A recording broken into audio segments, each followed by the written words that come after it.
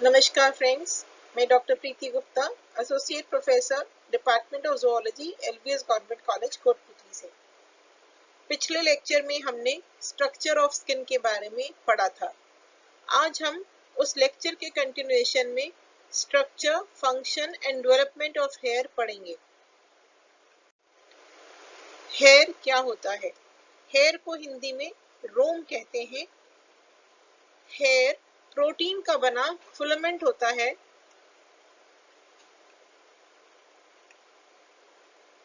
जो डर्मिस में पाए जाने वाले फॉलिकल से निर्मित होता है।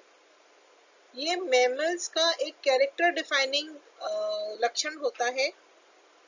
यह एक इम्पॉर्टेंट बायोमटेरियल भी होता है जो कि अल्फा केराटिन नामक प्रोटीन का बना होता है। इसको हम साइंटिफिक लैंग्वेज में पिलाई या पाइलस भी कहते हैं।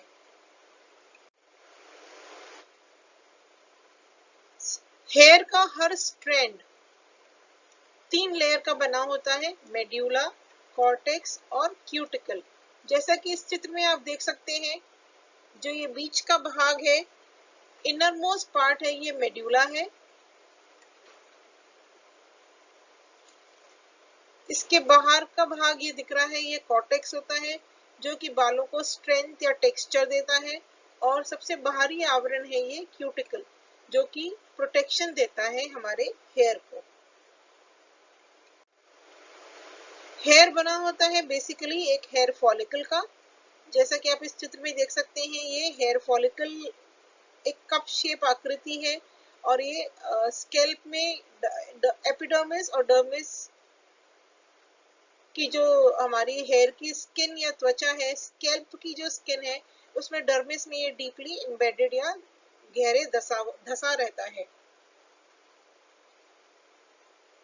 फॉलिकल वो पॉइंट है जहां पर हेयर ग्रो करना शुरू करता है, हेयर बनना शुरू करता है। इसमें बहुत सारी ब्लड वेसल की सप्लाई होती है, इसलिए जो भी हमारा हेयर है उसको नरिशमेंट या पोषण यहीं से प्राप्त होता है। हेयर फॉलिकल को हम 3 भागों में डिवाइड करते हैं। पहला भाग होता है हेयर बल्ब। हेयर बल्ब जैसा कि इस चित्र में दिख रहा है, फॉलिकल के अंदर ही स्थित होता है।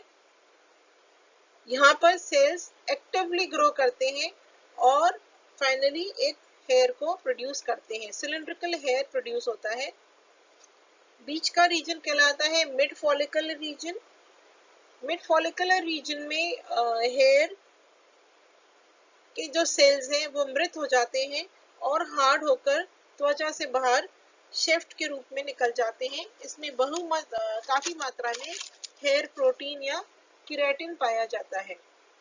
हेयर फॉलिकल का तीसरा भाग होता है हेयर शाफ्ट। ये सबसे ऊपरी भाग होता है, जैसा कि इस चित्र में दिख रहा है। ये वह भाग है जो कि मृत कोशिकाओं का बना होता है। बहुत सारे इसमें केराटिन और बाइंडिंग मटेरियल पाए जाते हैं और कुछ मात्रा में जल का अंश भी पाया जाता है। और यह भाग हमारे स्कैल्प से या स्किन से बाहर की ओर निकलता है।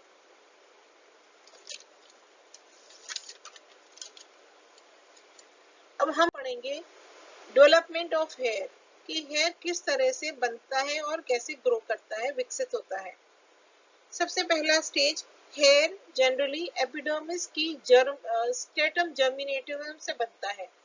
सबसे पहले क्रिया में हेयर नीचे की ओर जर्मिनेटिवम एक बल्ब का या बड का निर्माण करती है, जिसे हम हेयर बड कहते हैं। ये हेयर बड वापस ग्रो कर हेयर बल्ब का निर्माण करती है, नीचे की तरफ ग्रो कर जाती है और जर्मिनल मैट्रिक्स की बनी हुई होती है। हेयर बल्ब जर्मिनल मैट्रिक्स का बना हुआ होता है। हेयर बल्ब आगे चलकर हेयर का निर्माण करती है। इसके नीचे डर्मल पेपिला का निर्माण शुरू हो जाता है, जैसा कि हम इस चित्र में देख रहे हैं। ये हेयर बड बना, फिर ये हेयर बल्ब बना और उसके बाद यहाँ पर मीजनकाइमल कोशिकाओं से डर्मल पेपिला का निर्माण शुरू हो जाता है। इस ब्लू कलर से आप देख सकते हैं ये डर्मल पेपिला बननी शुरू हो गई है और डर्मल पेपिला से धीरे धीरे हेयर पेपिला का अंदर की तरफ निर्माण होना शुरू हो जाता है। जर्मिनल मैट्रिक्स के सेल्स ग्रो करते हैं और प्रोलिफरेट करते हैं। ये देखिए यहाँ प्रोलिफरेशन शुरू हो चुका है और हेयर शेफ्ट का निर्माण शुरू हो जाता है। ये देखिए यहाँ धीरे धीरे हेयर शेफ्ट बनना शुरू हो गया है और ये देखिए यहाँ पे ये हेयर शेफ्ट बन रहा है और ये फाइनली हेयर शेफ्ट बनकर स्किन की एपिडर्मिस से बाहर निकल जाता है।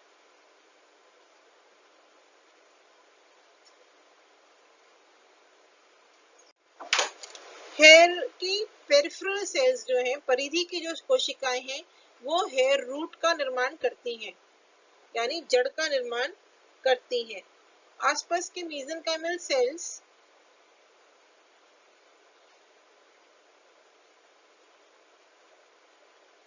डर्मिस की रूट शीट का निर्माण करते हैं।